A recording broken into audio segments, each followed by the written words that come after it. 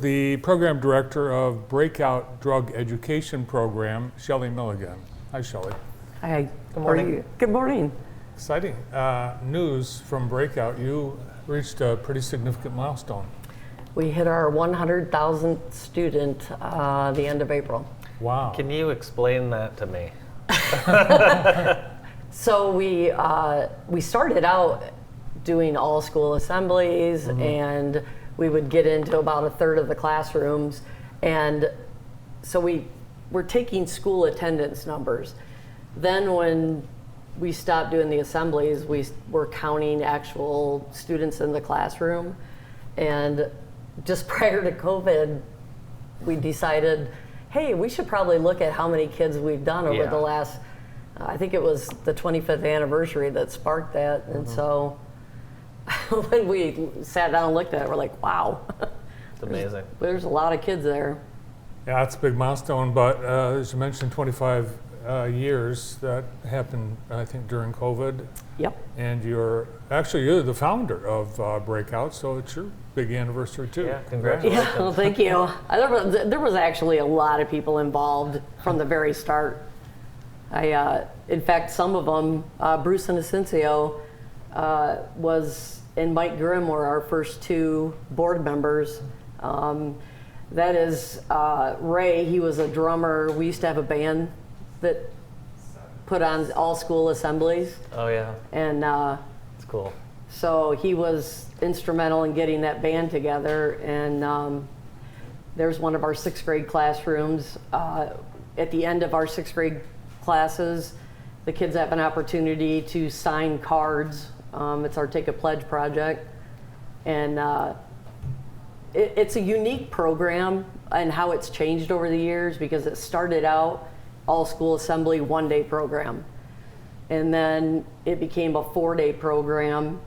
And then in 2008, it became an 8-day program. And all of that's been driven by, what the data tells us. And we've looked at other evidence-based practices and said, okay, we know this works in the classroom, and we've adapted.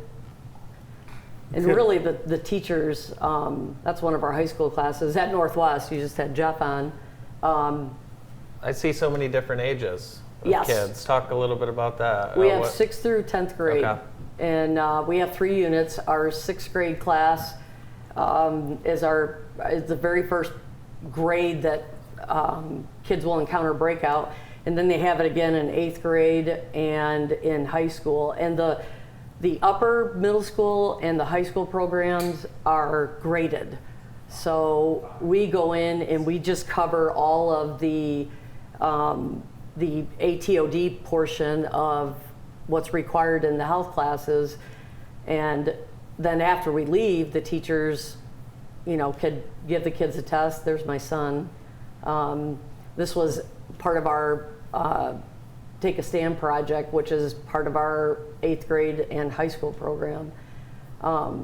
We've had we started this about 10 years ago.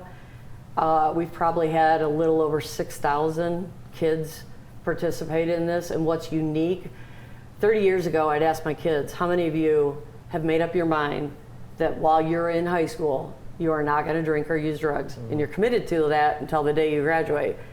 I'd get one kid, and then they'd stand up and sit back down. The first 5 years, we'd ask our kids, and we got very few. Since we've been doing this, and with the creation of the Most Teens Don't campaign in Jackson, I get probably 80 to 90% of our kids in our high school students unabashedly stand up, and they're not afraid. And what's funny, if you watch the kids, is that the kids sitting are like this, right? Head down. They don't want to look at anybody. Yeah. And I think that's a shift in the culture. For sure. And Most Teens Don't, the Drug-Free Jackson, what we've done in the schools, I think is contributing to that. There's no doubt. No doubt at all.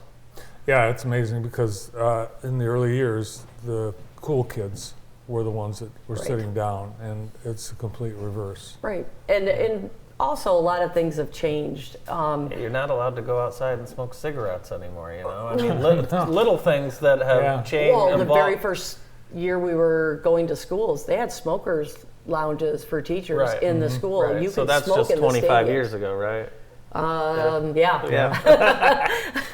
Yeah, it's been a long time, but a lot has changed, and I think really when meth came along, that really triggered us to start looking at, okay, besides the quote unquote gateway drugs, the ones that are easily accessible, we need to start talking about, okay, with experimentation with marijuana, nicotine, vaping, whatever, this is what it can lead to. And we really targeted what the data was in Jackson. First it was meth, then it was heroin, or prescription drugs, and these last few years we've talked about heroin on the last day of the drug ed, but it's really, the program's divided up into two parts. It's the drug ed part, which is, you're talking about the short and long-term effects of, vaping, smoking, alcohol. The second half of the program, to me, is the most important, and that's the life skill piece.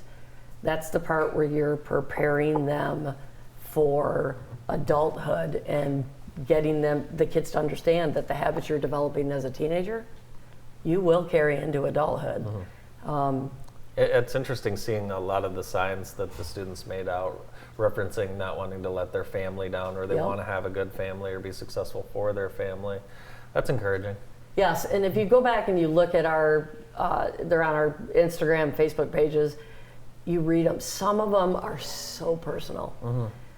I remember one girl in particular wrote an entire story about what she had gone through with finding a parent dead in her home from a overdose. Here's a good one here. Yeah, and some of these kids pour their heart out into it. We ask them, why is it you're taking a stand? And we have them write it down. We take pictures of it and we put it on our social media because we want other kids to see that they're not alone. If you choose to do this, you choose to be outspoken about it, you're not alone. Well, I'm sure you've saved a lot of lives. Helped a lot of parents too. I hope so. Yeah. Congratulations on the success of the program. And thank you. Thanks for coming in today. You're welcome. Thanks, Shelly. Thank you. Program Director of Breakout Drug Education Program, Shelly Milligan. Stay tuned, more of the morning show after this.